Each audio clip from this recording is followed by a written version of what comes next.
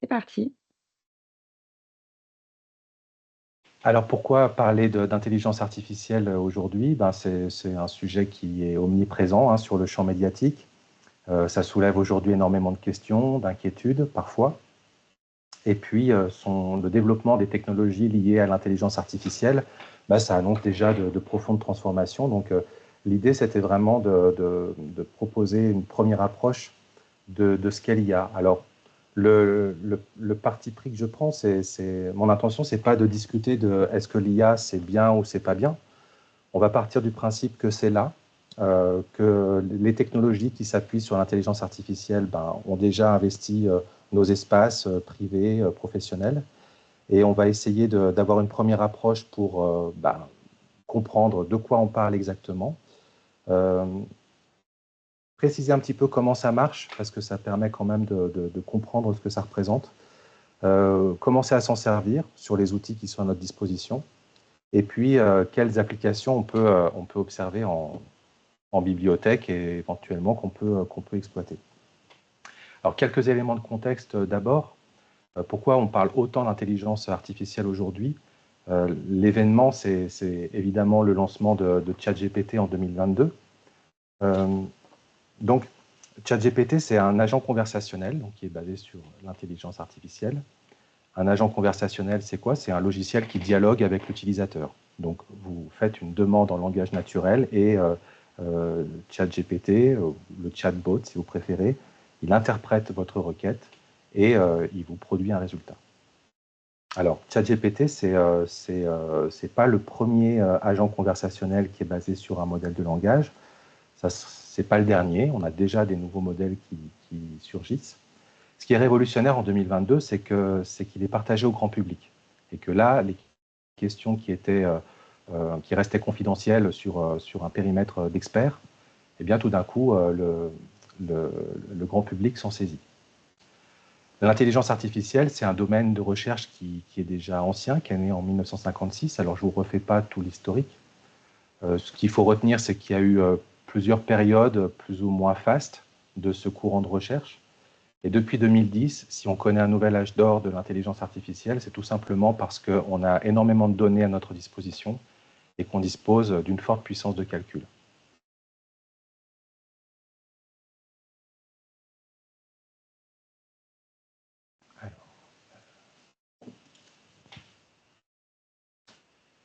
Les impacts de l'IA, eh bien, ils se dessinent à plusieurs niveaux. On a des impacts sociaux, avec des enjeux d'inclusion, d'égalité d'accès à ces technologies. On a des impacts économiques, puisque ça va nécessairement impacter les différents métiers. Ça va poser des questions de reconversion, de formation aux nouveaux métiers qui vont surgir avec les technologies de l'IA. Ça pose des questions sur le plan juridique. En bibliothèque, on est aussi sensible à cette question concernant les droits d'auteur, le statut des productions. Il y a un enjeu de régulation de l'utilisation de ces technologies. On a des impacts éthiques aussi. Quels usages on fait de l'intelligence artificielle? Quels sont les biais qu'on peut voir surgir dans ces technologies? On va voir un petit peu en détail comment ça fonctionne et ce que ça peut générer. Il y a des impacts environnementaux, évidemment, puisque qui dit puissance de calcul dit forte consommation énergétique. Donc, dans les questions qu'on se pose par rapport au réchauffement climatique, eh ben, c'est des impacts qui sont vraiment à prendre en compte. Et puis, sur le plan international, suivant le coin du monde où on se situe, quelle est l'utilisation qui est faite de l'IA, qui sont les acteurs, qui sont les bénéficiaires et quelles sont les différentes politiques de données. Alors, dans tous ces impacts, la bibliothèque, elle est aussi partie prenante. Et l'IA dans la bibliothèque, quelles sont les opportunités finalement qu'on peut réussir à avoir dans l'émergence des technologies liées à l'IA?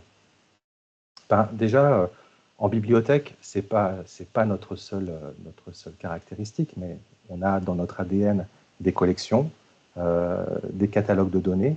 Donc, la première chose qui a commencé à être explorée, c'est comment on explore les catalogues de données, comment on utilise les outils de l'IA pour explorer nos catalogues. Et puis, c'est aussi une aide à la production de contenu. On le verra un petit peu sur un exemple avec ChatGPT. On peut utiliser les technologies d'IA pour être assistés sur des tâches de production de contenu. En direction du public, il y a tout le volet que j'appellerais citoyenneté digitale ou citoyenneté numérique, qui sont liées aux missions des bibliothèques. Nos missions d'inclusion nécessitent qu'on accompagne les publics qui sont peut-être éloignés de ces technologies, et pas forcément si éloignés que ça, mais qui ont besoin de clés de compréhension pour se l'approprier. À sensibiliser aussi sur ces questions. On a des enjeux de formation. En médiation culturelle, on a des outils qui peuvent être éventuellement utilisés pour sensibiliser à l'IA et à son fonctionnement. Et puis, c'est aussi une aide à la créativité. Dans le manifeste de l'IFLA UNESCO qui a été remis à jour il y a peut-être l'année dernière ou l'année d'avant, je ne sais plus, il y a toujours l'idée d'offrir des possibilités de développement créatif, de stimuler l'imagination, la curiosité. Et on a des outils d'IA qui peuvent aller dans ce sens.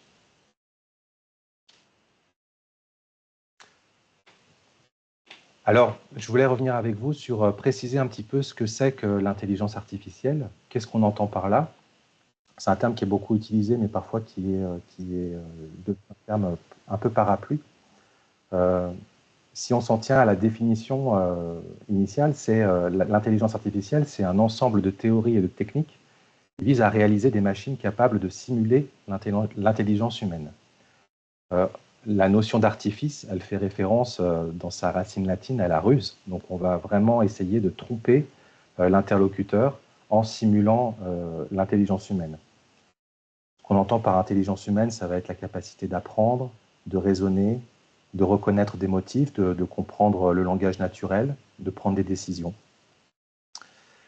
Et alors, le principe de l'IA, ça s'appuie sur des algorithmes. Et on fait parfois des glissements entre les deux termes IA et algorithme. En fait, il y a quand même une petite nuance. Les algorithmes, on peut les entendre très simplement comme les recettes de cuisine. C'est des instructions. Un plat, vous mélangez, etc. Injecter des technologies d'intelligence artificielle, ça va consister à faire en sorte que les algorithmes ils apprennent seuls et qu'ils définissent leurs propres recettes mathématiques pour trouver la solution aux problèmes qu'on leur pose. Alors, je voulais voir avec vous, parce que c'est un peu intéressant pour comprendre la suite et appréhender ces outils, les différents types d'apprentissage qui sont abordés. Ce qu'on appelle l'apprentissage automatique, c'est aussi ce qu'on appelle le machine learning. C'est le processus qui fait qu'un algorithme va évoluer et améliorer ses performances sans l'intervention directe d'un programmeur, en répétant son exécution sur des jeux de données et en obtenant régulièrement jusqu'à obtenir des résultats pertinents. Et il y a 3 types d'apprentissage qui coexistent en réalité dans ces technologies. C'est l'apprentissage supervisé, l'apprentissage non supervisé et l'apprentissage par renforcement. Alors, comment ça marche concrètement? L'apprentissage supervisé, ça consiste en fait à donner un jeu de données à l'IA. Alors, vous m'excuserez, hein, je vais personnifier l'IA pour simplifier un peu le discours. C'est pas toujours très correct, mais pour comprendre, ça sera quand même plus simple. On va donner un jeu de données à l'IA et puis on va les étiqueter. Là, sur l'exemple que je vous présente sur le slide, il y a des données bleues et des données oranges. Et en fait, on apprend à la machine à distinguer, à classer les données selon qu'elles sont bleues ou elles sont oranges. Dans l'apprentissage non supervisé, on ne va pas étiqueter les données. On va laisser la machine se débrouiller. Et on va la laisser identifier des groupes de données qui sont cohérentes entre elles et qui vont du coup aider la machine à répondre à la tâche qu'on lui demande de faire. C'est sur ce volet de l'apprentissage non supervisé qu'on parle du domaine spécifique au machine learning qu'on appelle le deep learning. C'est l'idée que les machines elles constituent des réseaux de neurones et qu'elles vont apprendre toutes seules selon leurs propres règles, elles vont définir leurs propres recettes et ça pose un peu des questions d'opacité. On sait qu'elles aboutissent au résultat, mais en fait on ne sait pas trop comment elles font pour l'obtenir. Et ça peut créer éventuellement des biais. Très récemment, il y a Aurélie Jean qui a fait une chronique sur France Culture qui reprenait cette info du Washington Post, qui a interrogé ChatGPT sur qu'est-ce que c'est une femme belle. Et ChatGPT a répondu que c'était une femme blanche, jeune et mince. Donc on est typiquement sur un exemple où les données, le jeu de données que la machine a à sa disposition arrive à une conclusion qui peut provoquer, qui peut créer des biais. Alors pour ça, il y a l'apprentissage pour rectifier pour ajuster ça.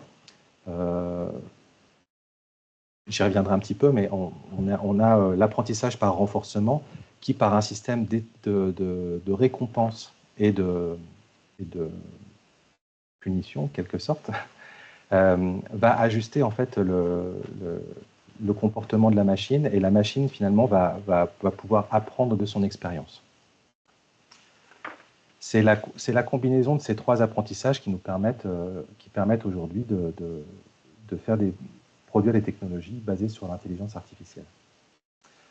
Alors, on va parler des IA génératives, alors par opposition aux IA discriminatives qui, elles, se contentent de classer les données. Ce qu'on appelle les IA génératives, c'est les types de systèmes qui sont capables de générer du texte, des images, des vidéos, d'autres médias, en réponse à des invites, ce qu'on va appeler prompt en anglais. Alors, pour pouvoir fonctionner, un modèle d'IA, il nécessite une base de données, la plus conséquente possible et la plus propre possible. Donc ça, c'est un sujet. Et un entraînement sur cette base de données. L'entraînement, il est aussi ajusté en quelque sorte avec un alignement. Il faut savoir que pour un modèle comme ChatGPT, il y a des millions de travailleurs du clic qui travaillent à surveiller le modèle et à l'ajuster éventuellement sur la base de l'apprentissage par renforcement que je vous ai présenté. Donc l'idée, c'est justement d'éviter les biais comme ceux que je vous ai cités, ou d'essayer de faire en sorte que les prédictions du modèle soient dans un périmètre considéré comme acceptable. Alors, ce sont des modèles de prédiction, ces IA génératives. Pour ce qui concerne ChatGPT, ChatGPT, c'est un modèle de langue, donc en fait, il a appris à prédire, à partir d'un mot donné, les mots et les phrases d'un texte. Donc, c'est un outil qui est fait pour faire du langage. Il y a d'autres outils qui sont faits pour faire de l'image. On n'a pas de limite perceptible machine-humain. On voit bien que, enfin, on a une réponse qui nous donne du répondant et qui nous donne l'illusion d'une intelligence. Par contre, l'intelligence artificielle, en tant que telle, elle ne produit pas de sens. C'est ça qui est intéressant de souligner quand même, c'est que c'est vraiment une prédiction comme ça, qui est un résultat qui est donné, mais c'est l'utilisateur qui va projeter le sens du résultat que lui donne ChatGPT. C'est pour ça que je nous ai mis un petit peu en mémoire la pipe de Magritte, c'est que effectivement, quand Magritte il fait ce tableau, c'est pas une pipe, c'est la représentation d'une pipe, et c'est nous qui projetons l'idée d'une pipe sur ce tableau. Et pour les résultats de ChatGPT, c'est pareil. Je vous propose de voir un peu plus précisément comment fonctionne ChatGPT, parce que quand on dit qu'il travaille par prédiction, en fait, comment ça fonctionne? La base de données, son modèle de langage, ChatGPT, il va décomposer les mots en ce qu'on va appeler des tokens en anglais. Alors, il n'y a pas d'équivalent en français, donc c'est token, T-O-K-E-N. C'est des petites briques comme ça. Ça peut être un mot, mais c'est aussi parfois des morceaux de mots. Et chaque token, en fonction du contexte où il se trouve, va avoir un poids de probabilité en quelque sorte. Là, je vous ai mis l'exemple d'un modèle de langage comme ChatGPT qui va chercher à compléter la phrase qui commence par « La France est un grand quelque chose ». Et vous voyez sur la ligne numérotée 2 de mon slide, il y a différents tokens qui sont à la disposition du modèle. Il y a pays, centre, foyer, acteur, leader. Et chacun de ces mots, dans le contexte de la phrase qui a commencé, il a une certaine probabilité. Chacun de ces tokens a une certaine probabilité. Donc, en l'occurrence, le token pays a la probabilité la plus forte, donc ChatGPT ou le modèle de langage va mettre ce mot à la suite de la série de mots qu'il doit traiter. Et ainsi de suite, à partir de pays, il va essayer de voir quels sont les tokens qui sont disponibles, avec quelle probabilité, et il va enchaîner comme ça, dans une totale improvisation, avec une capacité de calcul phénoménale. Il va essayer de prédire la phrase la plus plausible, finalement. Donc c'est quand même intéressant de voir ça, parce que quand on voit un peu ce que ça donne, bah déjà on imagine aisément que les réponses de l'IA peuvent être fausses. On parle à ce moment-là d'hallucination des résultats qui sont donnés. ChatGPT, il est programmé pour donner un résultat, et peu importe si le résultat est juste ou faux, lui, il va vous donner un résultat coûte que coûte, avec les probabilités dont il dispose. Donc, il va pouvoir vous donner des résultats qui n'ont rien à voir avec la réalité. Une autre chose que ça nous dit, et je trouve que c'est quand même une bonne nouvelle par rapport à l'ambiance qui peut être parfois alarmiste, avec des peurs qui sont parfois agitées sur la question, c'est que ces outils qu'on a à notre disposition aujourd'hui, ça reste des outils d'IA qu'on va dire faibles, c'est-à-dire des IA qui vont avoir une utilisation restreinte pour des tâches précises et qui ne produisent pas du sens.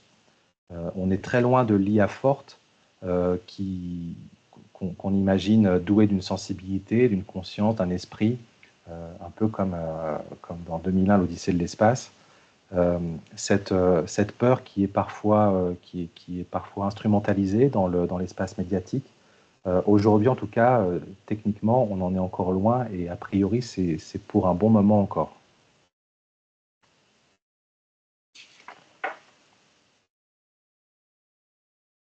Alors, si ChatGPT ne met pas du sens dans ce qu'il produit, il n'en reste pas moins que c'est quand même, il produit quand même des résultats qui peuvent nous être utiles, et qui peuvent au moins nous assister dans certaines tâches. Alors, pour produire du contenu, ChatGPT peut être un assistant vraiment intéressant pour générer du texte, pour rechercher tout simplement du contenu sur Internet, par exemple une liste d'ouvrages. Ça peut aussi mettre en forme, ça peut aussi coder, ça peut éventuellement corriger des séquences de texte. Et ça peut même écrire un livre. Vous pourrez le retrouver dans la liste des articles que je vous ai sélectionnés. Il y a Benoît Raphaël de Flint Media qui a essayé de réaliser un livre en 7 jours avec ChatGPT, selon une méthode très construite, on va dire, et très intéressante. Je vous laisserai le soin d'aller voir si ça vous intéresse. Toujours est-il que nous, on va s'approprier un petit peu les bons réflexes pour rédiger un prompt, parce que en fait, il y a quand même des petits réflexes à respecter pour obtenir un résultat satisfaisant. Donc là, je vais vous montrer un exemple dans la foulée. Les bons réflexes pour rédiger un prompt, c'est d'abord de donner un rôle à l'IA. Donc par exemple, vous lui dites si il doit se placer en tant que bibliothécaire, en tant que psychologue, en tant qu'usager de la bibliothèque, en tant que chef d'entreprise. Vous lui donnez un contexte, éventuellement des définitions. Donc, par exemple, vous pouvez lui dire, en tant que bibliothécaire, tu dois conseiller un usager sur des idées de lecture qui correspondent à ses goûts. Vous pouvez lui donner donc des définitions. Il faut lui donner une instruction précise. Il faut aller droit au but avec ChatGPT. Il faut oublier la politesse. Tout ce qui va lui permettre de vraiment avoir une commande efficace, il faut le faire. Donc, il faut aller sur de l'impératif. Alors, ça paraît bête, mais il faut quand même prendre le coup quand on n'a pas l'habitude de ça, de donner des ordres, et puis donner des règles de mise en forme et de présentation. Pourquoi pas en utilisant le principe de récompense-pénalité dont je vous ai parlé par rapport à l'apprentissage par renforcement. Alors, je vais vous montrer le résultat, parce que comme vous l'entendez peut-être déjà un peu, j'ai fait cette expérience pour une sélection d'ouvrages dans le cadre d'un conseil à un usager dans une bibliothèque. Alors, je vais arrêter le partage le temps sur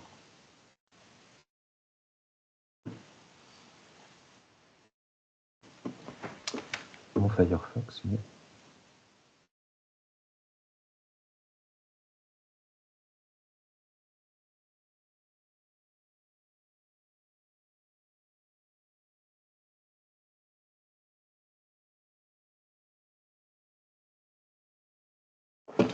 Vous voyez en principe mon écran de Firefox. Marie, tu confirmes? Oui, c'est tout bon. Ouais.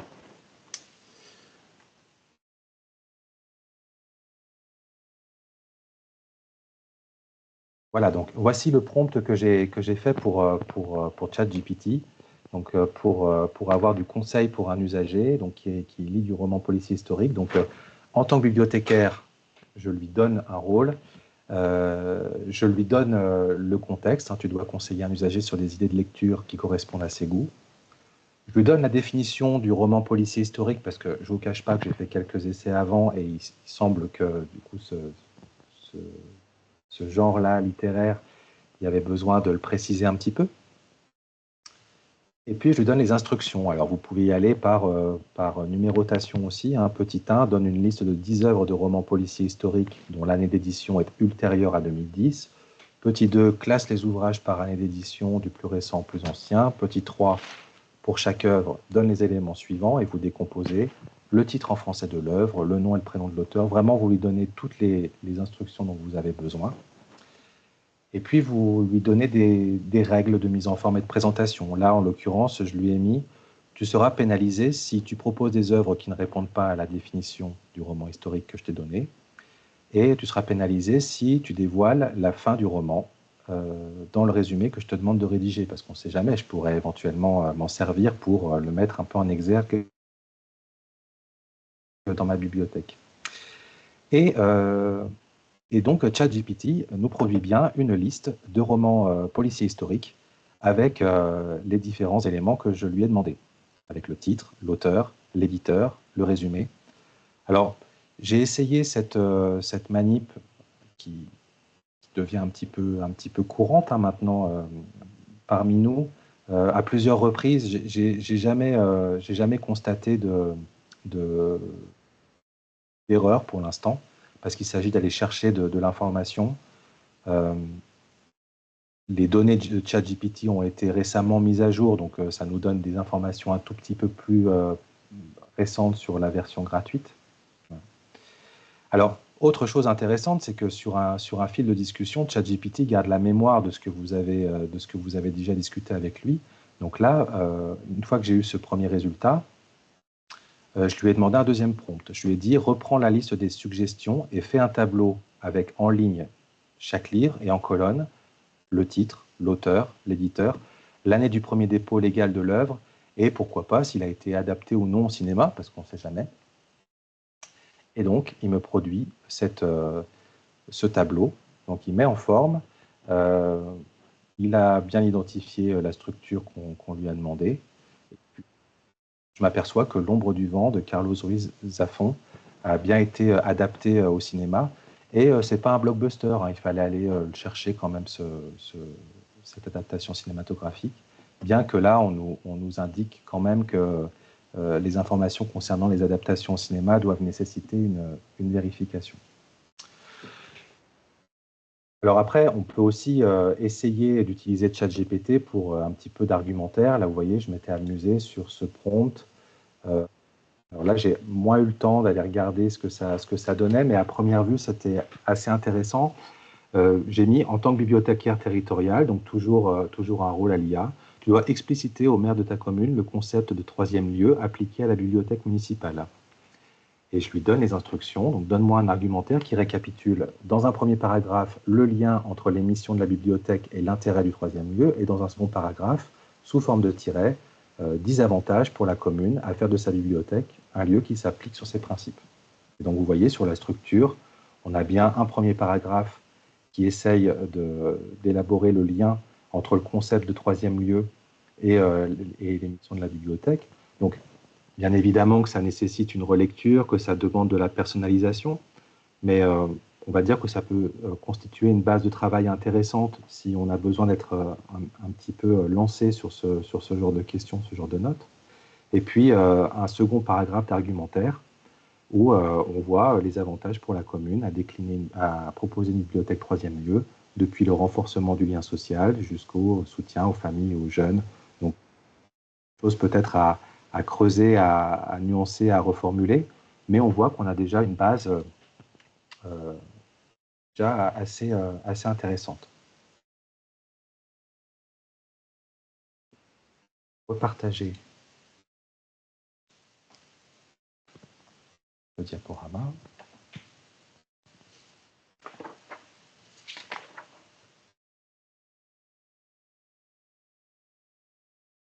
Alors,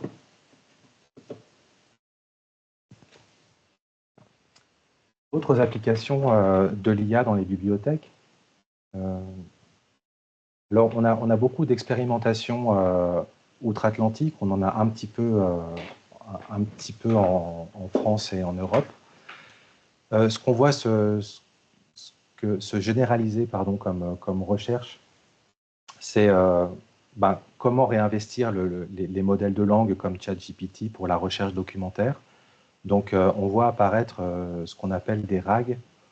Donc, c'est le même principe que ChatGPT, mais par contre, ça va interagir avec un corpus de données bien délimité, une base de données qu'on aurait vérifiée et qui serait estimée comme fiable. Et puis, ces modèles-là, ce qu'on cherche à obtenir, c'est aussi qu'ils puissent sourcer leurs résultats, ce que ne fait pas aujourd'hui ChatGPT. On a un autre domaine d'application qui est la fouille d'images. Donc, j'ai cité l'exemple de Gallica Snoop, qui est un projet porté par la BNF. L'idée, c'est d'avoir une technologie qui permette de reconnaître dans une collection d'images numérisées des objets.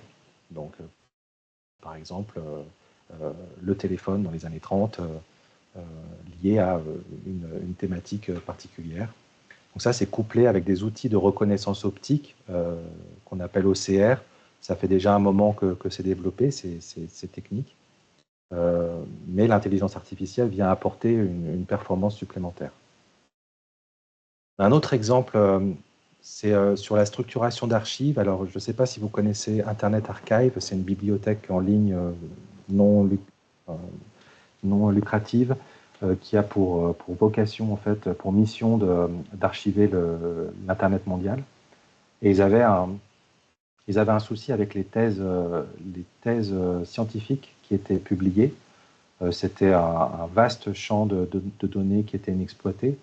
Donc, l'utilisation d'outils basés sur l'intelligence artificielle leur a permis de générer des métadonnées déjà pour identifier quelles étaient les thèses scientifiques, définies comme scientifiques, et puis de générer des métadonnées autour de ces thèses afin qu'il y ait une première structuration qui permette éventuellement qu'elles soient explorées à l'avenir. Je reviendrai en dernier sur questionner le regard, parce que ça, c'est marrant, j'aimerais bien vous le montrer, c'est assez étonnant. Dans l'amélioration de l'expérience visiteur et la médiation, avec le public, les musées se sont beaucoup saisis d'une solution qui a été développée par la société AskMona, et qui est une solution qui est aussi utilisée par le domaine des saveurs au Planon. Alors, c'est pareil, c'est un agent conversationnel, ça se présente sous la forme d'un magnète sur lequel vous avez un QR code, et ce QR code vous donne accès à une discussion avec une IA qui est personnifiée. Donc, c'est un personnage historique, ça peut être Jean Moulin, ça peut être Louis XVI, ça peut être la Joconde. Le musée du Louvre a fait la Joconde. Pour le domaine des saveurs, c'est une fillette qui vivait dans la campagne rurale de la Bresse et qui peut témoigner de son quotidien à l'époque où elle vivait. Donc, ces outils-là permettent, sur un corpus qui a été fourni à la société AskMona, à partir de laquelle elle construit ces agents conversationnels, ça permet aux visiteurs de prolonger leur expérience et d'avoir un apport de connaissances sous la forme ludique. La question du regard sur les collections, alors ça, c'est du côté de Harvard qu'ils ont fait ça. Alors, je vous le montre parce que ça nous fait faire un pas de côté sur le regard qu'on a sur les collections. Je vais le refaire rapidement. Hop.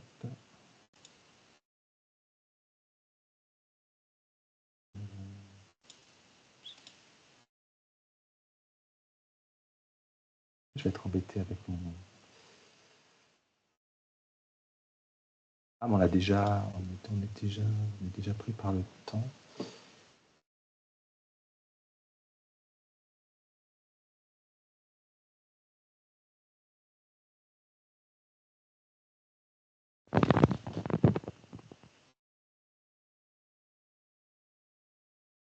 Voilà. Excusez-moi pour l'attente liée à la difficulté technique de partager l'écran. Qu'est-ce qu'ils ont fait, le musée de Harvard? En fait, ils proposent en fait qu'on regarde les collections sous l'angle de ce que regarde l'IA. Je m'explique. En fait, ils ont, vous allez taper un terme, par exemple holidays. Alors ça fonctionne mieux en anglais, il faut quand même le reconnaître pour l'instant. En fait, ce terme holidays, vacances, plusieurs outils d'intelligence artificielle de plusieurs sociétés vont aller chercher dans les collections du musée et vont sortir ces résultats. Donc ça, c'est le regard de la machine sur des œuvres d'art. Et la machine considère qu'il y a un lien entre les vacances et les œuvres d'art qui sont présentées ici. Alors, ce qui est intéressant dans ce regard-là, c'est que, par exemple, on va avoir une photographie très étonnante ici de Jane Evelyn Atwood. Et en fait, on voit que pour, par exemple, Amazon, cette photographie, elle représente à 99,4% l'eau, donc elle l'assimile aux vacances. Du côté de Microsoft, on a aussi l'eau qui sort en principale probabilité, enfin en poids, on va dire, d'analyse. On a l'océan, on a le portrait chez Clarify, mais par contre, qu'est-ce que ça nous dit de ce visage étonnant et un petit peu malaisant qui ressort comme ça sur la photographie?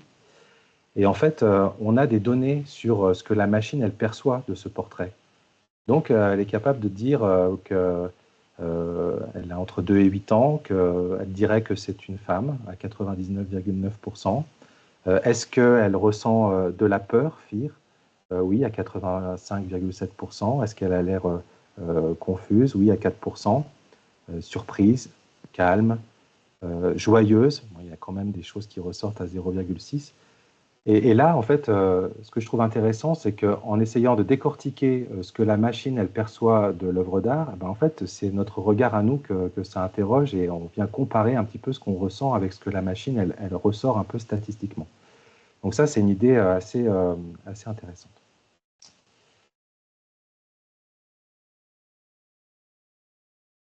Alors, je partage à nouveau le diaporama. Donc la bibliothèque demain par rapport à l'IA, qu'est-ce que ça peut être? Ça peut être une bibliothèque évaluatrice de sources parce qu'on comprend qu'il y a un enjeu de qualité de base de données derrière ces technologies. Est-ce qu'on va développer nos collections? Et surtout, est-ce qu'on va, pourquoi pas, avoir des collections de prompts? Parce que ce qu'on entrevoit aussi, c'est qu'il y a tout un art qui est en train de se développer, l'art du prompt, comment bien demander à la machine. Alors, il y a énormément de propositions en essai gratuit de plateformes d'IA générative. Je vous en mets quelques-unes s'il fallait en choisir. ChatGPT, bien sûr, parce que c'est l'agent conversationnel historique et on continue de pouvoir avoir accès à une version gratuite. Vous avez Bing Creator qui va générer, alors ça je vous l'ai mis parce que c'est gratuit aussi, ça va vous générer de l'image sur le même principe, hein. Vous fournissez un prompt et la machine vous fournit une image. Je vous ai mis le site de Google Labs parce que c'est c'est un site qui est régulièrement renouvelé, mais il y a des expériences qui sont proposées où on peut s'essayer. Donc, il y a il y a des idées assez originales de remix, par exemple, générer des alphabets imagés avec des prompts qu'on fournirait à la machine, ou alors créer des morceaux de musique avec des contraintes particulières. Sur Suno, vous allez aussi avoir donc une plateforme qui fonctionne sur le même principe, avec un système de requêtes en langage naturel, et elle vous produit une chanson. Et puis, je vous ai mis aussi la plateforme Po, qui est bien sûr, alors qui est en grande partie payante, mais qui a l'avantage en fait de montrer l'ensemble des propositions, parce que des chatbots basés sur l'IA, il y en a désormais plein, qui ont chacune des utilisations particulières.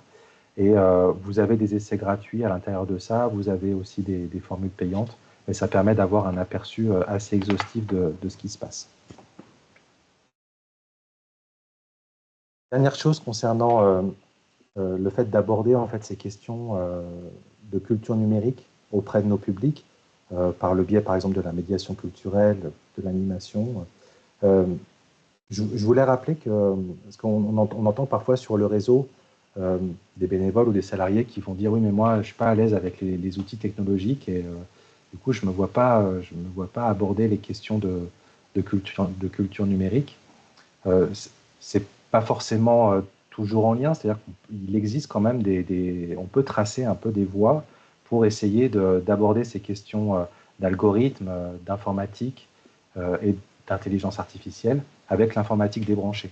Je voulais mettre un petit coup de projecteur sur des jeux qui montrent le principe de l'apprentissage par renforcement, qui sont des jeux vraiment basés que sur le papier, sur les objets. C'est développé beaucoup par la Maison de l'informatique et des mathématiques, qui est une association qui est sur Lyon, qui a pour vocation de vulgariser, de faire connaître un petit peu ces questions liées aux mathématiques et à l'informatique, et qui sont quand même des enjeux d'appropriation citoyenne. Il y a des ressources gratuites en ligne sur leur site, notamment tout ce qu'il faut pour fabriquer la machine intelligente apprenant le morpion. Donc vous avez une photographie ici.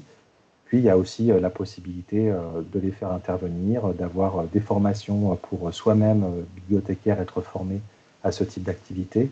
Et on peut aussi quand même tracer une voie qui aborde ces questions qui, qui présentent un fort enjeu citoyen, sans nécessairement passer par les technologies et sans que ça passe forcément par une compétence dans les usages. Voilà.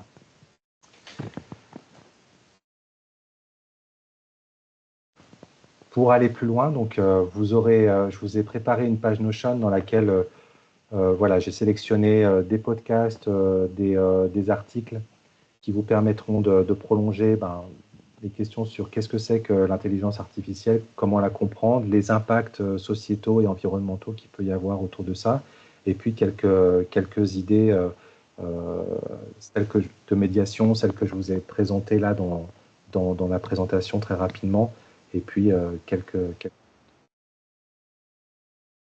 J'ai terminé ma présentation. On peut laisser la place à des questions s'il y en a. J'espère vous avoir donné un petit peu de matière sur le sujet. J'ai pas eu, de questions pendant la présentation, mais je vois qu'il y en a qui sont en train d'écrire, donc on va attendre un peu. OK.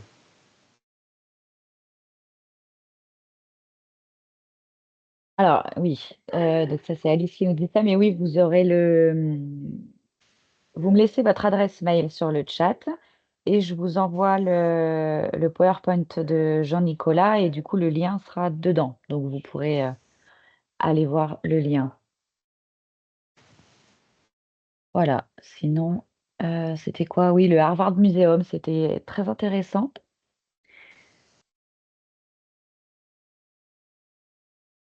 Madame Frénois qui écrit.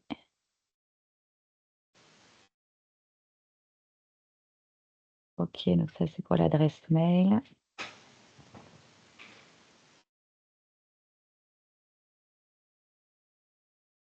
OK.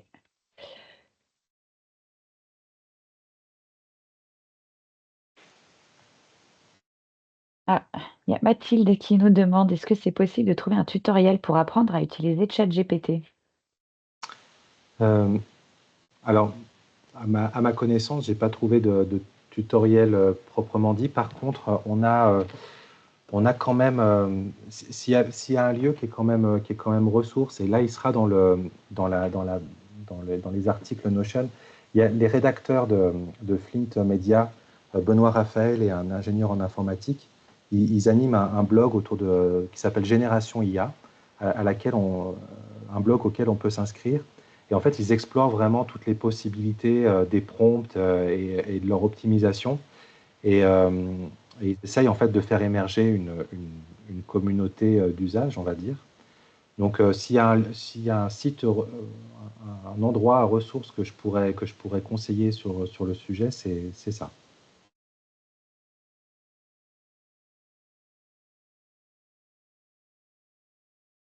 Oui, alors je vois qu'il y a des liens qui sont proposés sur Oui, Open Classroom pour utiliser ChatGPT. oui. En fait, c'est Alice Bernard. Je me disais, le nom ne me dit rien, mais elle travaille au département Touraine. Ah ben en plus, on a l'autrice. Voilà.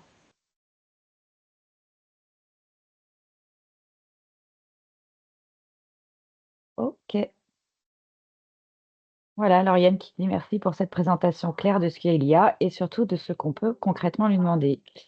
Comme Mathilde, je vais chercher des tutos pour apprendre à utiliser ChatGPT. En fait, je pense qu'il faut tester, hein. Une fois que tu es sur ChatGPT, tu testes en fait. Et Oui, il tu y a vois ce plein de, qu'il en ressort. c'est ça. Il y a plusieurs situations de travail qui peuvent être propices.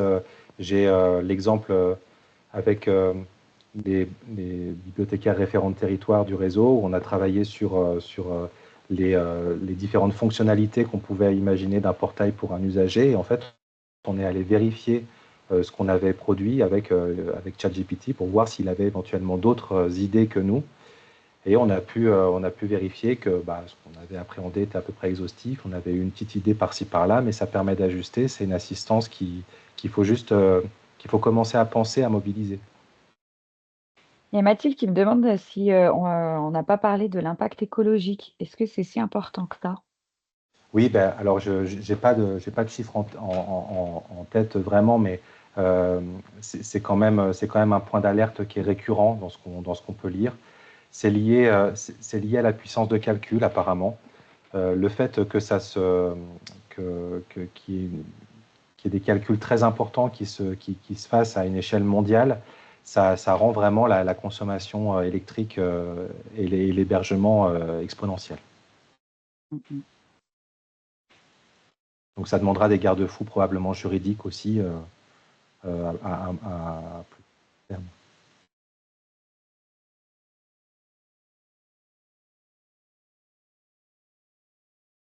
Il y a Philippe Rière qui est en train d'écrire Bibliothèque de Chanaan. Alors, concernant les prompts, y a-t-il des termes à éviter ou un site aidant à la saisie d'un prompt efficace? Euh, Il n'y a pas il y a pas de prompt à éviter puisque ces outils font l'objet d'un alignement régulier et s'il y a des garde-fous à poser, en fait, c'est le concepteur de l'IA qui va les poser.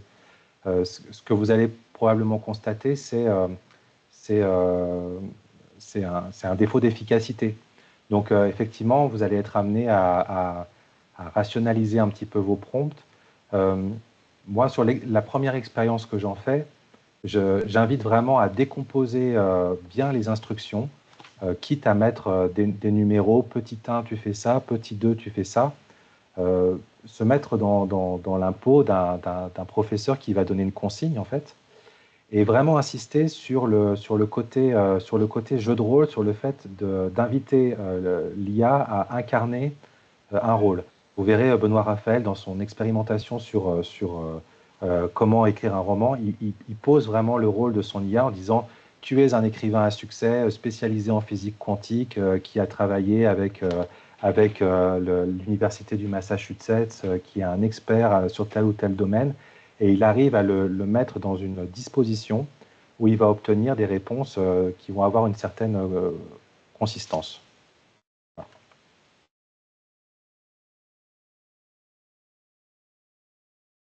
Très bien. Alors, j'ai Alice Bernard qui dit oui, il faut garder en tête qu'on parle à une machine qui n'est pas dans notre tête. Oui, on pourrait même mettre à Heureusement. distance oui, on pourrait mettre aussi même le fait de mettre à distance le fait qu'on lui parle.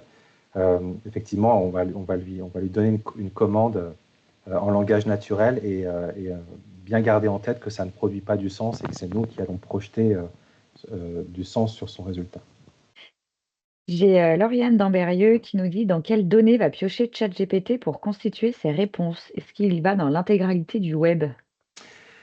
Alors ça, moi, je suis pas assez expert en la question pour répondre. Ce que j'ai pu constater, c'est que concernant par exemple les bibliothèques et les argumentaires qu'on peut essayer de chercher par rapport aux bibliothèques, euh, il y a intérêt à vraiment circonscrire, à bien lui préciser qu'on cherche par exemple des exemples de bibliothèques en France ou francophones, parce qu'il va aller plus spontanément les chercher outre-Atlantique.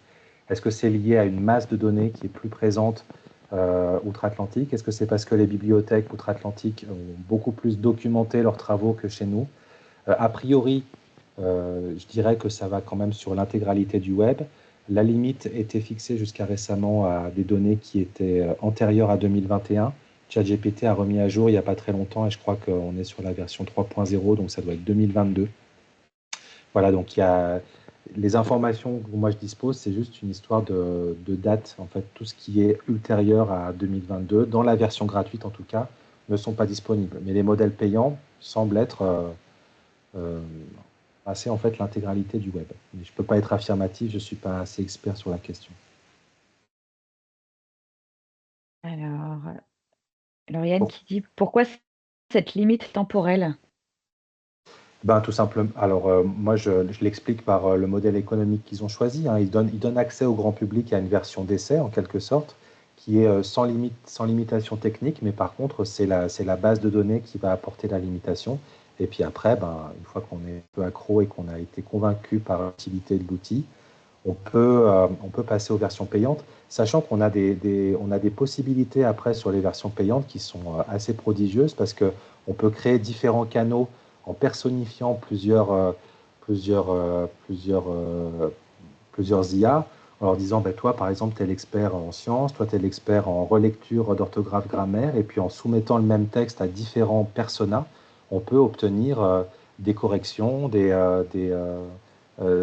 augmentations de contenu. Donc, on a accès, avec les versions payantes, à des possibilités encore plus grandes. Mais le bac à sable ChatGPT dans sa version gratuite, avec l'utilisation de données limitées à 2021, bon, bah, c'est un produit d'appel, on va dire. Ok, bah parfait. Merci Jean-Nicolas.